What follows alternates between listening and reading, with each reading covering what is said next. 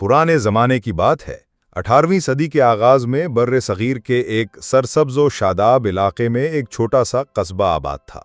ये कस्बा अपनी पुरसुकून फ़िज़ा, हरे भरे खेतों और पुरानी पथरीली गलियों की वजह से मशहूर था। कस्बे के किनारे एक छोटा सा मट्टी का कच्चा मकान था, जिसमें एक गरीब मगर निहायत नेक दिल शख्स रहता था। लोग उसे बाबा अब्दुल रशीद के नाम से जानते थे, मगर सब उसे गरीब दरवेश कहकर पुकारते थे। बाबा अब्दुल रशीद के पास ना ज़मीन थी, ना माल मवेशी और न ही दुनियावी दौलत, मगर उसके पास सबसे बड़ी दौलत थी अल्लाह पर पुख्ता यकीन और दिल का सुकून। उसकी ज़िंदगी का मकसद दुनिया कमाना नहीं, बल्कि अल्लाह की रज़ा हासिल करना था। वो दिन में थोड़ी मेहनत मजदूरी करके अपनी रोटी कमाता और बाकी वक्त मस्जिद में ज़िक्र व अज़कार, कुरान की तिलावत और लोगों की खैर खाही में गुजारता। बाबा अब्दुल रशीद का एक मामूल था कि फज्र की नमाज के बाद कस्बे के करीब एक बड़े पीपल के दरख्त के नीचे जाकर बैठता और घंटों अल्लाह से दुआ करता। उसकी दुआएं दुनियावी ख्वाहिशात से खाली होतीं। वो बस यही कहता, या अल्लाह, मेरा ईमान सलामत रख, मेरी ज़बान को झूठ से बचा और मेरे दिल को हसद से पाक रख। लोग अक्सर उससे पूछते, बाबा तुम्हारे पास कुछ नहीं, फिर भी तुम हमेशा खुश कैसे रहते हो? वो मुस्कुराकर जवाब देता, खुशी चीज़ों में नहीं, अल्लाह की याद में है। एक दिन कस्बे में एक बड़ा काफिला आया।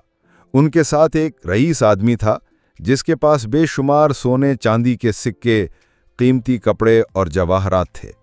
रईस आदमी को कस्बे के लोगों से पता चला कि यहाँ एक दरवेश रहता है जो कभी झूठ नहीं बोलता और दुआ करता है तो कबूल होती है।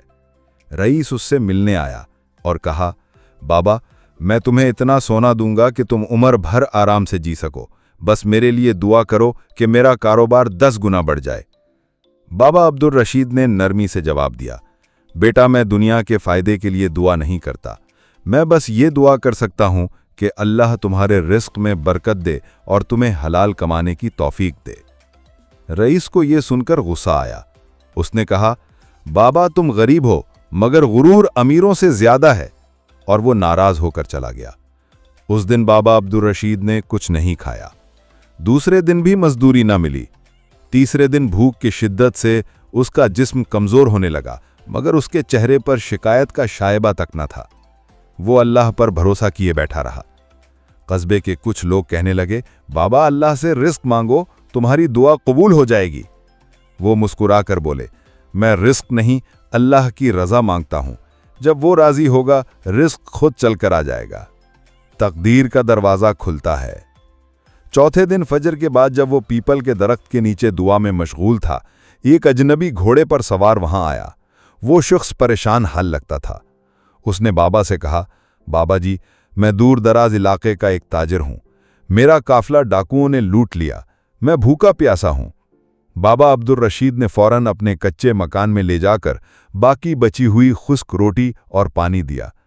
ताजिर ने शुक्र अदा किया और कहा, बाबा, आपने मेरा पेट भरा, अल्लाह आपका खजाना भर दे। इनाम जो तकदीर में लिखा था। चंद दिन बाद वही ताजिर वापस आया। उसने बाबा के सामने एक थैला रखा जिसमें सोने के सिक्के और कीमती कपड़े थे। उसने कहा, बाबा जी, मैंने अल्लाह से दुआ की थी कि अगर मेरा माल वापस मिल गया तो मैं उसका कुछ हिस्सा उस शख्स को दूंगा जिसने मुश्किल वक्त में मेरी मदद की। बाबा अब्दुल रशीद ने मुस्कुराकर कहा, बेटा, मैं ये सब अपने लिए नहीं रख सकता, मगर इसे मस्जिद की तामीर और गरीबों के खाने पर खर्च कर दूंगा। वक्त गुजरता गया। बाबा अब्दुल रशीद की शोहरत एक नेक और मुखलिस दरवेश की तरह फैलती गई। कस्बे के लोग कहते थे, ये है वो बरकत जो सिर्फ अल्लाह पर यकीन रखने वालों को मिलती है। बाबा अब्दुल रशीद दुनिया से रुखसत हो गया, मगर उसकी याद और उसके अक़वाल आज भी कस्बे के लोगों के दिलों में जिंदा है। ये कहानी हमें सिखाती है कि हकीकी दौलत सोना चांदी नहीं, बल्कि अल्लाह पर भरोसा और सब्र है। जब हम अपनी नीयत को खालिस रखकर अल्लाह पर भरोसा करते हैं तो तकदीर के दरवाजे खुद ब खुद खुल जाते हैं।